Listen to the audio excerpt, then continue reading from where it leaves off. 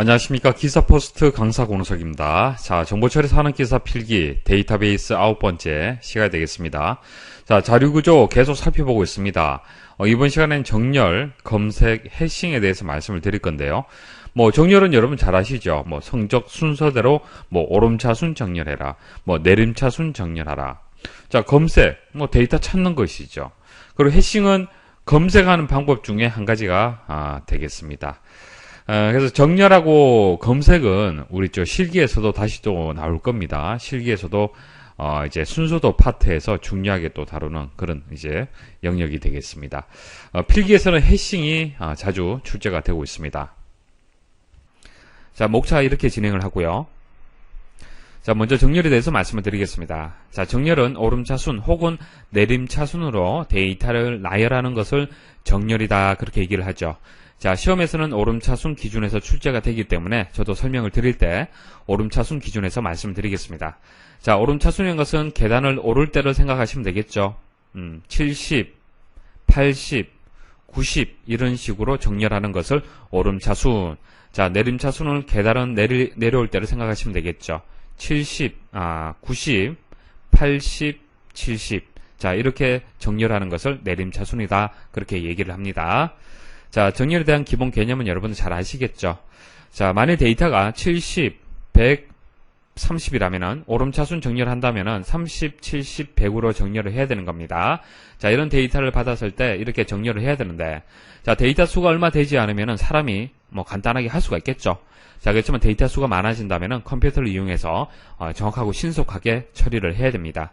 자, 근데 정렬하는 방법을 컴퓨터가 알고 있지는 않습니다. 그래서 정렬하는 방법을 사람이 그 규칙을 설명을 해줘야 돼요. 그래서 그것을 우리는 알고리즘이다, 그렇게 얘기를 하죠. 규칙을. 자, 이런 정렬하는 방법이 한 가지만 있는 것이 아니라 여러 가지 방법이 있습니다. 자, 크게 분류를 하면은 내부 정렬과 외부 정렬로 구분을 할 수가 있습니다. 자, 시험에 정렬에 대해서 간단하게 출제가 된다면은 이렇게 나옵니다. 자, 내부 정렬이 아닌 것은 1번 선택 정렬, 2번 버블 정렬, 3번 삽입 정렬, 4번 밸런스드 병합 정렬, 이렇게 나와요. 그러면 4번이 아니겠죠, 그죠? 자, 이렇게 이제 종류에 대해서 여러분들 일단 알고 계셔야 되고요. 일단 내부 정렬과 외부 정렬 차이점 말씀을 드리겠습니다. 자, 내부 정렬은 기억장치에서 주 기억장치를 이용을 하고요. 자, 외부 정렬은 보조 기억장치를 이용을 합니다. 그러면 주 기억장치가 무엇이고 보조 기억장치가 무엇인지를 말씀을 드리겠습니다. 자, 컴퓨터는 어떤 데이터와 명령을 처리하기 위해서 메모리, 기억장치에 저장을 해야겠죠. 자, 그래야만 CPU가 가지고 와서 처리를 할 수가 있습니다. 자, 그런데 메모리가 크게 두 가지가 있어요. 자, 첫 번째는 주기억장치, 그 다음 보조기억장치가 있습니다. 자, 저장을 하는데 주기억장치가 있고 보조기억장치가 있다는 얘기예요. 보통 주기억장치를 우리는 램이라고 얘기를 합니다. 램. 자, 보조기억장치를 하드디스크를 많이 이용을 하죠. 하드디스크. 자, 여러분들 영화를 다운로드 받으면 어디에 저장을 하는 겁니까? 다운로드 받으면은 보조기억장치, 하드디스크에 저장을 하잖아요. 그죠? 자, 그때 이제 보조기억장치라고 얘기를 하고요. 자, 주기억장치는 램이라고 얘기합니다. 자, 램은 속도가 빨라요. 속도가 빠릅니다. 근데 보조기억장치는 속도가 느린 단점이 있어요. 그래서 주기억장치는 용량을 무한대로 늘릴 수가 없습니다. 왜냐하면은 가격이 비싸요. 속도가 빠른 반면에 가격이 비쌉니다. 그래서 보통 512 메가바이트, 자, 메가바이트 용량 단위로 해서 그렇게 이제 여러분들 조립을 할 때 그렇게 조립을 하고요. 하드디스크 같은 경우에는 기가 단위죠. 100기가바이트. 자, 기가가 메가보다는 용량이 큽니다. 자, 다음에 설명을 드릴 겁니다. 그래서 주기억장치는 용량을 무한대로 늘릴 수가 없다. 이유는 가격이 비싸기 때문에 그렇다. 자, 보조기억장치는 용량을 키울 수 있는 대신에 속도가 느리다. 자, 그런 단점이 있습니다. 그래서 속도가 빠른 주기억장치를 이용해서 주로 CPU가 처리 용도로 해서 많이 이용을 합니다. 자, 메모리는 기본적으로 저장 용도를 가지고 있죠, 그죠?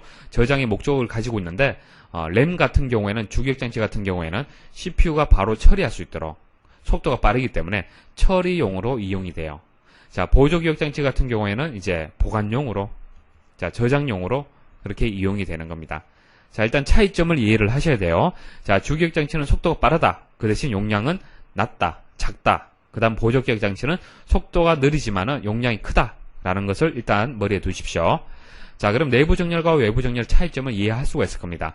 자, 주기억 장치를 이용한다는 얘기는 뭡니까? 속도가 빠르다는 뜻이죠. 그 대신 용량은 작다는 뜻이에요. 자, 보조기억 장치는 속도가 느리죠. 그 대신 용량이 크다는 얘기입니다. 자, 용량이 크다, 용량이 작다는 얘기는, 용량이 크다는 얘기는 뭐예요? 많은 데이터를 정렬할 수 있는 방법이라는 뜻이고요. 용량이 작다는 얘기는 처리할 수 있는 데이터 양이 작다는 얘기예요. 그 대신 빨리 할 수 있겠죠.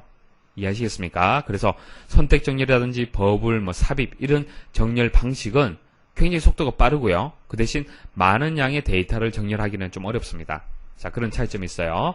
일단 종류를 기억을 하셔야 됩니다. 선택, 버블, 삽입, 힙, 쉘, 퀵, 자, 투웨이 병합 정렬, 기수 정렬 이런 것들이 내부 정렬이고요. 자, 외부 정렬을 밸런서드 병합 정렬, 캐스케이드 병합 정렬, 폴리파즈 병합 정렬, 오실레이팅 병합 정렬. 그래서 외부 정렬은 병합 정렬이라는 것이 뒤에 붙어 있어요. 붙어 있고, 그리고 용어 자체가 상당히 좀 복잡하죠. 어렵습니다. 자, 그래서 구분할 때는 외부 정렬만 정확하게 이해를 하시면은, 알고 있으면은 구분하는 문제는 다 풀 수가 있습니다. 하나 주의할 점은 내부 정렬에서 병합 정렬이지만은 투웨이 병합 정렬은 내부 정렬이다라는 것을 기억을 하십시오. 자, 또 하나 주의하실 점은 외부 정렬에서 다 병합 정렬이지만은, 자, 이렇게 나오면 시험을 간단하게 풀 수가 있으니까 병합 정렬이라는 얘기를 빼요. 그냥 밸런스드 정렬이다 이렇게 나옵니다. 자, 그때도 여러분도 구분할 수 있어야겠죠. 자, 그 다음, 정렬 알고리즘의 선택 시 고려사항. 자, 정렬 알고리즘이 여러 가지가 있잖아요. 그죠? 그 여러 가지 중에서 하나를 선택을 해야 되는데, 자, 어떤 기준으로 해서 선택을 할 거냐? 자, 그 기준에 대해서 말씀을 드리겠습니다. 자, 데이터의 양도 중요하겠죠? 왜? 양이 많을 때는 어떻게 해야겠습니까? 외부 정렬을 이용을 해야겠죠. 자, 그래서 데이터 양과 관련이 있고요. 자, 초기 데이터의 배열 상태. 자, 데이터가 70, 80, 100, 30. 자, 이렇게 정렬되어 있을 수도 있고, 좀 더 다르게 정렬되어 있을 수도 있겠죠. 그죠? 자, 그때의 상태에 따라서 다르고요. 키 값들의 분포 상태. 자, 정렬의 기준이 되는 키가 어떻게 분포가 되어 있느냐. 자, 이것도 중요합니다. 자, 그 다음 소요 공간. 공간이란 것은 뭡니까? 데이터 양과 관련이 있겠죠. 그 다음 시간, 속도와 관련이 있겠죠. 그죠? 관련이 있습니다. 자, 이런 것들은 이제 관련이 있고, 선택사항으로 관련이 없는 것들도 기억을 하십시오. 자, 시험에는 정렬 알고리즘 선택 시 고려사항이 아닌 것은 1번 데이터 양, 2번 초기 데이터의 배열 상태, 3번 키 값들의 분포 상태, 4번 운영체제 종류 이렇게 나옵니다. 그래서 운영체제 종류라든지 액세스의 빈도라든지 증가 데이터의 배열 상태 요거 주의를 하셔야겠죠. 자, 데이터가 있으면 이 데이터가 얼마만큼을 증가하느냐 그 증가값하고는 상관이 없어요. 그래서 이 세 가지는 선택사항이 아니다. 고려사항이 아니다. 자, 그렇게 기억을 하시길 바라겠습니다. 자, 선택정렬 말씀드리겠습니다. 자, 선택정렬은 필기에서는 그렇게 많이 출제되지는 않습니다. 그렇지만 실기에서는 상당히 중요합니다. 알고리즘에서 출제가 되는데 배점이 30점이에요. 100점 만점에서 상당히 중요합니다. 그래서 필기 때 한번 개념 설명 들으시고요. 실기에서 다시 들으시면은 좀 더 이해하기 쉬울 겁니다. 자, 오름차순 기준에서, 자, 오름차순은 숫자가 점점 커지도록 정렬하는 겁니다. 자, 오름차순 기준에서 선택 정렬을 설명을 드리겠습니다. 자, 선택 정렬은 첫 자리부터 정렬하는 방식이에요. 첫 번째 자리부터 이제 정렬을 하는데 비교하고 교환하는 방식입니다. 자, 예를 가지고 말씀을 드릴게요. 자, 점수가 100점, 70점, 90점, 80점, 90점. 사람이 정렬하게 되면은 오름차순 정렬 어떻게 할 수 있습니까? 70, 80, 90, 90, 100으로 정렬 바로 할 수 있죠. 근데 컴퓨터는 어떤 규칙을 정해줘야 됩니다. 방법을 정해줘야 되는데 선택 정렬이라는 방법 자체가 첫 번째 자리부터 정렬하는 방식입니다. 그래서 첫 번째 자리하고 두 번째 자리하고 비교 판단합니다. 그 다음 세 번째 자리하고 비교 판단, 네 번째 자리하고 비교 판단, 다섯 번째 자리하고 비교 판단을 해요. 그래서 첫 번째 자리부터 해서 정렬을 하는 방식인데요. 자, 오름차순 정렬이라는 것은 큰 숫자가 오른쪽으로 이제 정렬이 되는 거잖아요. 그죠? 결과적으로 이런 결과를 만드는 겁니다. 큰 숫자가 오른쪽으로 가는 것이 오름차순 정렬이잖아요. 그죠? 그럼 비교 판단할 때 첫 번째 자리하고 두 번째 자리하고 비교 판단했을 때 어떤 비교를 하냐면은 100하고 70하고 비교했을 때 100이 크냐라고 비교 판단합니다. 100이 크냐? 크면 어떻게 한다? 교환해줘요. 자, 다시 설명을 드리면은, 자, 첫 번째 자리하고 두 번째 자리하고 비교 판단합니다. 자, 100이 크죠? 첫 번째 자리가 크잖아요. 그죠? 그러면 교환이 이루어져요. 그래서 70, 100, 나머지는 그대로죠. 자, 이렇게 됩니다. 됐습니까? 자, 그 다음 첫 번째 자리하고 세 번째 자리하고 비교 판단합니다. 어때요? 70이 작기 때문에 교환이 이루어지지 않습니다. 클 때만, 기준이 되는 첫 번째 자리가 클 때만 이제 교환이 이루어지는 거예요. 그대로죠. 그 다음 70하고 80하고 이렇게 비교 판단합니다. 이상이 없네요. 그죠? 변화가 없습니다. 그 다음 70하고 90하고 비교 판단. 이상이 없네요. 그죠? 변화가 없어요.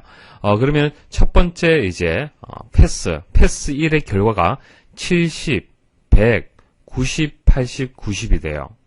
맞죠? 그죠? 그래서 첫 번째 자리가 확정이 되었습니다. 가장 작은 값으로 확정이 됐습니다. 됐습니까? 자, 이게 패스 1의 결과예요. 그래서 선택 정렬은 첫 번째 자리부터 정렬하는 방식입니다. 오름차순이면은 가장 작은 값이 들어오겠죠. 자, 그래서 시험에서는 정렬하라라고 시험에 출제가 되는 것이 아니고요. 패스 1의 결과가 어떻게 되느냐? 패스 2의 결과가 어떻게 되느냐? 이렇게 출제가 됩니다. 그래서 첫 번째 자리는 이제 확정이 됐어요. 확정이 됐고요. 나머지 4개의 값을 가지고 다시 정렬을 하시면 됩니다. 100, 90, 80, 90이죠. 자, 그래서 이 자리하고 이 자리하고 또 비교 판단해요. 크네요, 그죠? 그럼 교환 작업이 이루어집니다. 자, 그다음 첫 번째 자리하고 다시 이렇게 비교 판단합니다. 크죠? 자, 교환 작업이 이루어지고요. 자, 첫 번째 자리하고 다시 90하고 비교 판단했을 때 이상이 없네요. 그래서 80이 확정이 되죠. 그래서 80, 100, 90, 90이 되는 겁니다. 자, 여기까지 두 번째 자리까지 이제 확정이 됐어요. 자, 그러면은 이제 190, 90을 정렬하면 되겠네요.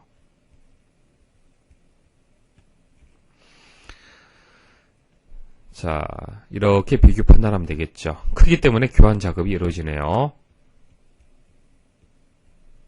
자, 그 다음 90하고 또 90하고 비교 판단하면은 이상이 없습니다. 그대로 확정. 여기까지.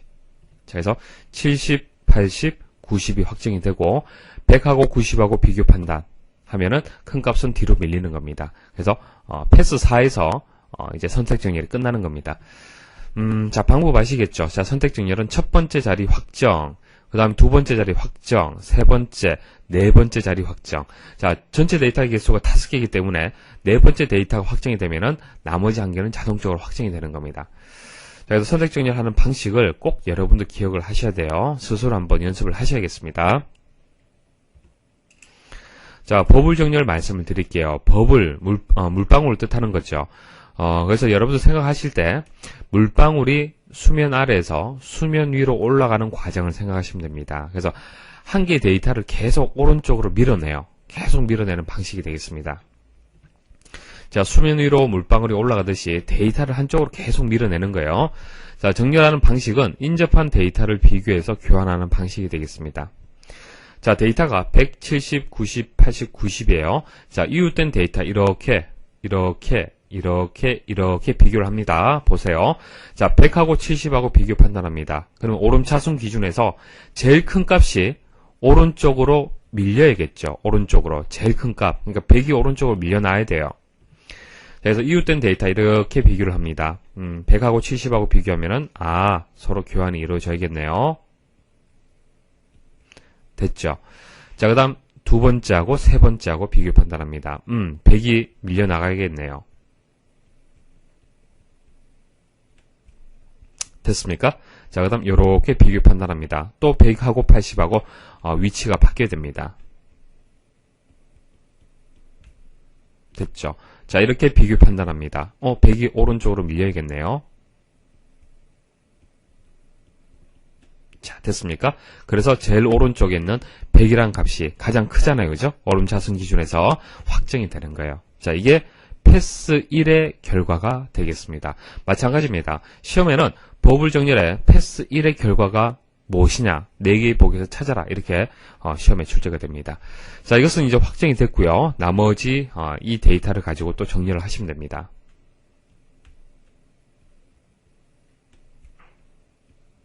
자, 이웃된 데이터. 이상이 없네요. 자, 이웃된 데이터 비교. 자, 80하고 90하고 교환이 이루어져야겠습니다. 자, 90하고 90, 이상이 없네요. 자, 확정이 됐네요. 90이 확정이 되었습니다. 이게 패스 2의 결과예요. 패스 2의 결과고, 90하고 100은 이제 확정이 됐고요. 자, 이 세 개의 데이터를 다시 정렬 합니다. 자, 이웃된 데이터. 이상이 없고요. 자, 이웃된 데이터, 이상이 없네요. 그래서 다시 90이 확정. 자, 이제 데이터가 2개 남았네요. 서로 이웃된 데이터 비교 판단하면, 이상이 없습니다. 확정. 자, 패스 4의 결과가 되겠습니다. 어차피 선택 정렬이나 버블 정렬이나 결과는 동일합니다. 70, 80, 90, 90, 100. 70, 80, 90, 90, 100. 결과는 동일하지만은, 처리하는 알고리즘, 방법 자체가 달라요. 그래서 선택 정렬, 버블 정렬, 실기 때 상당히 중요합니다. 개념 이해 꼭 부탁을 드리겠습니다. 자, 삽입 정렬 설명드리겠습니다. 삽입 정렬이 좀 개념이 조금 어려워요. 잘 들으셔야 돼요. 자, 이런 상황을 한번 그려보십시오. 교실에서 성적 순으로 자리를 배치하는 상황을 머리 한번 그려보십시오. 자, 칠판이 있고요. 자리가 있습니다. 자, 성적 순대로 한번 정렬을 해볼게요. 자, 100점, 70점, 90점, 80점. 자, 현재 100점인 학생이 제일 앞에 앉아 있습니다. 자, 선생님이 자리를 배치하는 기준을 이렇게 했어요. 자, 성적이 가장 낮은 사람이 앞쪽으로 위치해라. 자리 배치를 그렇게 해라. 라고 지시를 했습니다. 자, 그럼 어떻게 하겠습니까? 70인 학생이 제일 앞으로 와야 되고, 그 다음 80, 그 다음 90, 100점인 학생이 제일 뒤로 와야겠죠. 자, 그 상황을 삽입 정렬을 이용해서 한번 해보도록 하겠습니다. 자, 선택한 것을 삽입하는 거예요. 잘 보십시오. 여기서 중요한 것은 패스 1에서 두 번째 값을 키로 선택하는 겁니다. 자, 두 번째 값. 자, 두 번째 위치하고 있는 이 70이란 값이 첫 번째 패스에서 기준이 되는 겁니다. 잘 보셔야 돼요. 자, 70점 학생이 자리에서 일어납니다. 자리에서 일어나서 뒤에 있는 학생은 보지 않고요. 앞에 있는 학생한테 묻는 거예요. 성적이 몇 점인지. 자, 물어서 자, 100점인 학생이 어떻게 되겠습니까? 100점인 학생이 70점보다 점수가 높기 때문에 어떻게 되겠어요? 자, 자리를 양보를 해야겠죠. 그래서 70인 학생이 100점의 그 자리에다가 앉는 거예요. 70. 자, 그럼 100점인 학생이 자리가 없죠? 70점. 요 자리가 비어 있잖아요. 그죠? 여기 앉는 거예요. 그래서 90, 80 이렇게 되는 겁니다. 자, 그 다음 세 번째 학생이 또 자리에서 일어나요. 자리에서 일어나서 100점인 학생하고 점수를 비교 판단하는 거예요. 비교 판단하니까 어떻습니까? 자, 100점이 성적이 높죠? 그러면은 이 100점인 학생이 나와서 이 자리에 앉는 거예요. 자, 그 다음 90점 학생이 또 70점 학생하고 비교 판단하는 거예요. 비교 판단하니까 70점이 점수가 낮죠? 그러면은 90점 학생은 100점 자리에 앉는 겁니다. 이렇게. 이해하시겠습니까? 자, 그 다음 마지막 학생이 또 자리에서 일어나요. 일어나서 100점인 학생하고 비교 판단하니까 어떻습니까? 자, 100점인 학생이 이쪽으로 와야겠죠. 그 다음 80점하고 90점하고 비교하니까 80점이 더 낮잖아요. 그죠? 90점 학생이 여기 앉습니다. 자, 80점 학생이 70점하고 비교 판단하니까 어떻습니까? 70점이 더 낮기 때문에 80점 학생은 여기에 삽입이 돼요. 자, 그래서 삽입 정렬은 두 번째 값부터 시작을 해서 정렬하는 방식이 삽입 정렬이에요. 그러니까 두 번째 학생이 일어나서 자기가 삽입될 위치를 찾는 거예요. 앞에 있는 데이터 중에서. 작으냐라고 판단해서 작을 경우에 삽입을 하는 겁니다. 이해하시겠습니까? 자, 이런 개념만 이해를 하시면 정렬하기 쉬워요. 자, 먼저 70이라는 그 데이터가 자리에서 일어나죠. 자, 일어나서 100이라는 사람하고 비교 판단합니다. 비교 판단하니까 어떻습니까? 100이 크네요. 그죠? 자, 그럼 70이라는 학생이 여기 앉는 거예요. 그리고 100이라는 학생이 여기 앉는 겁니다. 자, 나머지 데이터는 그대로 유지가 되는 거예요. 자, 이게 패스 1의 결과가 되겠습니다. 자, 그 다음 패스 2는 어떻게 되겠습니까? 세 번째 학생이 자리에서 일어나요. 자, 일어나서 100하고 비교 판단합니다. 100하고 비교 판단은 어때요? 자, 100점이 더 크잖아요. 그죠? 그럼 여기 앉는 거예요. 앉고, 자, 90하고 70하고 비교 판단하니까 어떻습니까? 70이 작잖아요. 그죠? 그럼 여기 앉을 수 없죠? 그래서 100점이 앉았던 그 자리에다가 90점이 앉습니다. 자, 이게 패스 2의 결과가 되는 거예요. 자, 뒤에 있는 데이터는 정렬되지 않습니다. 자, 그 다음, 네 번째 데이터가 또 일어나요. 일어나서 100하고 비교하니까 어떻습니까? 100이 여기 앉아야겠죠. 그 다음 90하고 비교하니까 어떻습니까? 90이 다시 여기 앉아야겠네요. 자, 80이 비교하니까 어떻습니까? 80이 삽입될 위치가 90자리 여기에 삽입되면 되겠네요. 맞습니까? 자, 그 다음 마지막 학생이 자리에서 일어납니다. 자, 일어나서 100점하고 비교하니까 100점이 여기 앉아야 되고요. 자, 90점하고 비교하면은 변동사항 없죠. 자, 80점하고 비교 판단하면 어떻습니까? 변동사항 없죠. 자, 90하고 비교 판단하면 변동사항이 없습니다. 그래서 90점 학생은 여기 그대로 앉는 거예요. 자, 이런 식으로 정렬하는 방식이 되겠습니다. 자, 개념 이해를 하시겠습니까? 자, 개념 이해를 하시고 패스 1의 결과가 어떻게 되느냐, 패스 2의 결과가 어떻게 되느냐, 자, 그것을 알고 계셔야 돼요. 자, 투웨이 병합 정렬 보도록 하겠습니다. 자, 이 방식은 두 개씩 묶어서 정렬하는 방식이에요. 자, 최초의 데이터가 이렇게 나열되어 있습니다. 그러면 1회전일 때, 패스 1일 때 이렇게 됩니다. 이렇게 두 개씩 묶어요. 자, 묶어서, 자, 묶음 안에서 정렬하는 겁니다. 자, 71과 2를 정렬하면 2와 71이 되겠죠. 자, 이런 식으로 쭉 정렬하는 겁니다. 정렬해서 다시 이 두 개를 한 묶음으로 묶는 거예요. 이렇게. 자, 나머지 한 개 남아있고요. 또 안에서 정렬하는 겁니다. 쭉 이렇게 정렬을 해요. 자, 여기서 또 두 개씩 묶는 겁니다. 이렇게. 그러면은 요 안에서 또 정렬이 되겠죠. 정렬되고 마지막으로 이렇게 정렬하는 방식. 자, 이것을 투웨이 병합 정렬이라고 얘기를 하고요. 자, 패스 1의 결과 정도는 알고 계시길 바라겠습니다. 자, 기출 문제인데요. 문제가 좀 어렵게 출제된다면 이렇게 출제가 될 겁니다. 정렬을 해야 할 파일이 값이 이렇게 돼 있고요. 자, 여기서 6개의 키 값을 첫 번째 단계에서 3회 수행한 결과가 다음과 같을 때 어떤 정렬 기법을 사용을 했느냐. 자, 문제가 좀 까다로워요. 자, 각각의 정렬 방식을 알아야 되는데 보통 삽입 아니면 버블 선택 중에 하나입니다. 자, 여기서 문제 해석을 잘 하셔야 돼요. 자, 첫 번째 단계라는 얘기는 패스 1을 뜻하는 겁니다. 패스 1. 첫 번째 단계, 패스 1. 1회전. 자, 패스 1에서, 자, 첫 번째, 두 번째, 세 번째, 네 번째 이렇게 비교 판단 들어가잖아요. 그죠? 그 중에 세 번째까지 얘기하는 겁니다. 자, 보세요. 자, 여기서 정답이 이제 나번이 되는데, 자, 버블 정렬 기준에서 한번 설명을 드려볼게요. 문제를 이해를 하시면 돼요. 자, 버블 정렬은 이웃된 데이터끼리 이렇게 비교하는 거죠. 자, 첫 번째, 1회전에서, 1회의 결과가 어떻게 되겠습니까? 자, 이웃된 데이터를 비교하니까 1과 5가 자리가 이렇게 바뀌죠. 나머지 데이터는 그대로 유지가 되는 거고요. 그래서 패스 1에서 1회가 되는 거예요. 1회. 그 다음, 자, 1회 결과에서 이렇게 비교 판단해야겠죠? 자, 그럼 어떻게 되겠습니까? 4가 앞으로 와야겠죠? 5가 뒤로 가고, 나머지는 데이터 그대로고요. 자, 이게 2회가 되고, 그 다음, 이렇게 비교 판단하면은 3의 결과를 만들 수가 있겠네요. 3이 앞으로 와야 되고, 5가 뒤로 와야겠죠. 자, 이렇게 해서 패스 1에 3의 결과가 되는 겁니다. 자, 이게 버블 정렬의 이제 규칙에 의해서 만든 결과가 되겠습니다. 그래서 답이 나번이 되고요.